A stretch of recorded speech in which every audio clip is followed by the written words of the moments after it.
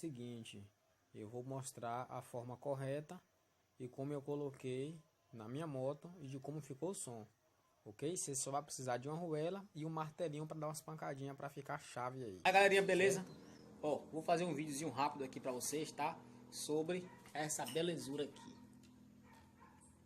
tá? A arruela no escape, certo? Qual a forma correta de você estar colocando a arruela no escapamento da sua moto para você estar modificando o som, para ficar um som bem...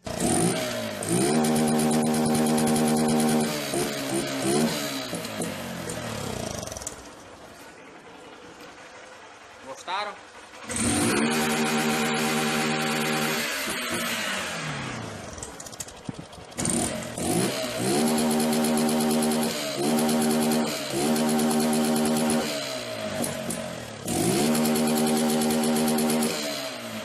A cara dele lá, ó. Não se espanta não.